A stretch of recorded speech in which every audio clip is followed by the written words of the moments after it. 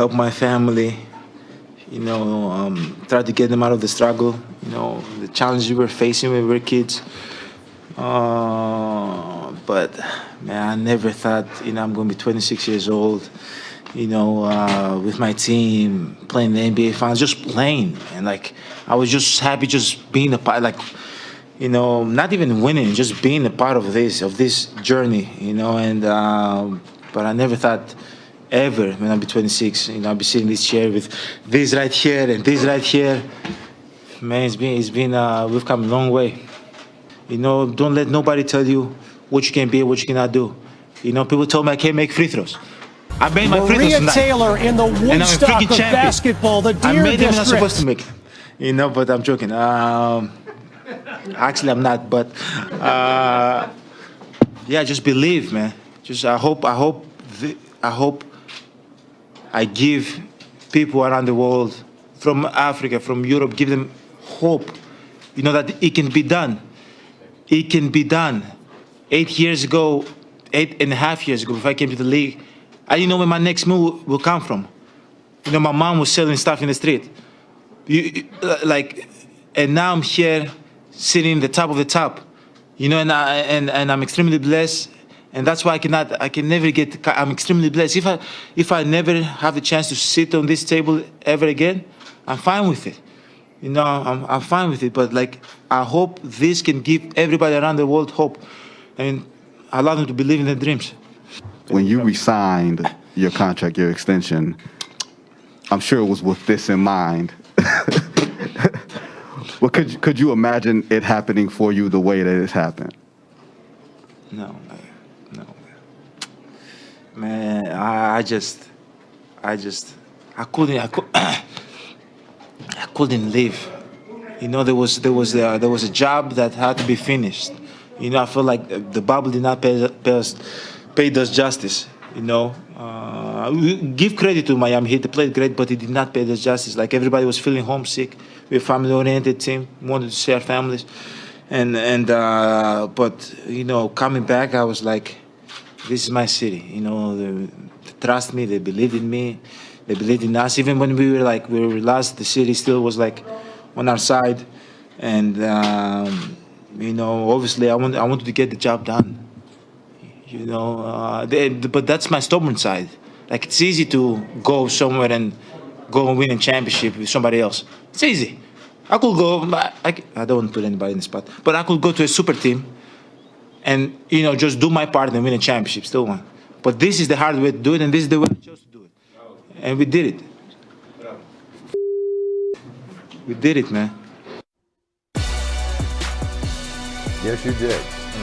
Giannis had roughly half the Bucks' points for most of this game, ended up scoring just under 48% of Milwaukee's points. Only Michael Jordan and Elgin Baylor accounted for a higher share of their team's total points in a final team draft, the one where Anthony Bennett went first, and there was no real consensus of who was going to go first. We know now, of course, who that should have been. Back then, he was an impossibly skinny kid who looked kind of like a baby giraffe, all arms and legs, and you wondered how long it might take him to figure out how his body worked. Turns out, not that long.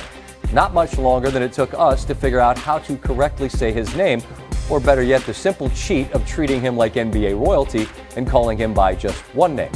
Now Giannis can also be called champion. At 26, with multiple MVPs already, he's now done the thing that makes the rest of his time a free roll, and he said as much. He's gotten to the top of the mountain. You don't think one is enough to be considered an all-timer? Maybe not. But I've always looked at a title like a down jacket in the winter. You just need one. Even if it gets old, starts looking a little bit tattered, it'll always keep you warm, and it means you never get asked, why don't you have one? When the Bucks stalled against Toronto 2 playoffs ago, then bowed out quickly in the bubble, it became easy to dismiss him as a regular season problem, one that had a solution when series got rugged and the games grind you into dust. But this postseason has helped make it clear to those who might have struggled to see that he is unique, not rare, unique, one of one as a talent, blocking Ayton to keep a 2-point lead late in a game they won, finishing the brilliant defensive player Drew Holiday with a dunk to close another, then 50 in Game 6. Plays on both ends that only a handful could dream of attempting. moments in the midst of dominating performances. But that's on the floor. It was off of it where he did something just as special. Turned the sometimes mundane press conference into a moment that has real value to any of us in whatever it is we do. When he spoke about ego, pride, and humility. That soundbite from a 26-year-old superstar was as memorable to me as any I can recall hearing from an athlete in their prime. That skinny kid with a name we couldn't say has quickly matured into a man in full, far sooner than anyone could have dreamt. He became a star. He signed to remain for the long haul with Milwaukee. And now he's done what the doubters said he wouldn't or couldn't. He's to be celebrated and enjoyed. Amazingly, Giannis is already all of this, with an abundance of time on the clock to evolve into something even more. And that's a gift. So is he. That will do it for this edition of SportsCenter, which will continue now from Los Angeles with full highlights and reaction. Come this far to come this far. And for Phoenix, that's the reality, right? That'll land with them, that they gave all of this and they got to this point, but it wasn't enough. And, you know, only one team can lose. And maybe if you guys just each have a thought on what Phoenix ought to take out of a proud run that comes up just ought it be, Michael? Well, Scott, I talked to Chris Paul. We're working on this project together about his life, not this season, his life. And he sort of let me in on the secret a few days in advance that he was probably going to be traded to the Suns. And even as excited as he was to be playing with Booker and be playing for Monty Williams and this cast of characters that he liked from afar, I'm not going to sit here and tell you they thought they could get anywhere near this far. They thought they could be good. They knew they were going to make the playoffs. They knew they were going to make the playoffs. That playoff drought thing of 11 years was over.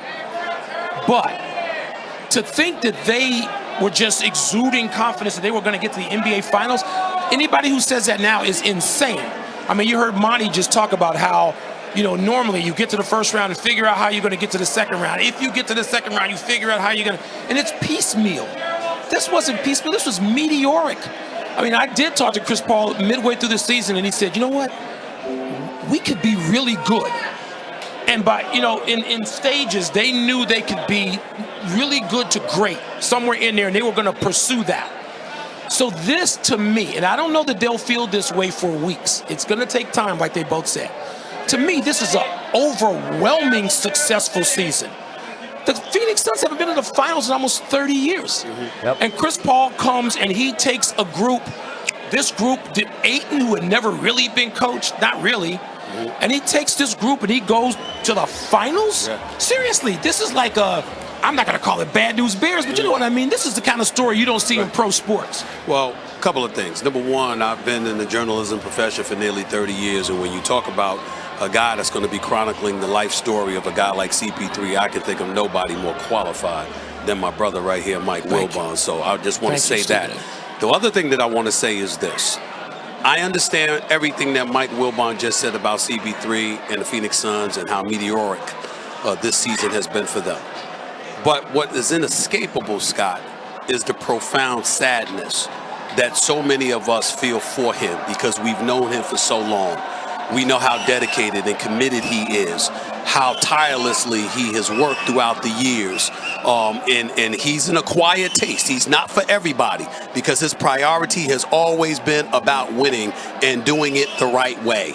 And he didn't care if he ruffled your feathers along the way because the bottom line was about getting the job done. And for 16 illustrious years as a quintessential point guard in this game, this is the closest he had ever been. You saw the great LeBron James tweet after game 1 down, 3 to go. After game 2 down, 2 to go. And you got this itch, sensing what you were seeing from Milwaukee, that the door was closing on them and that we would be sitting here or standing here celebrating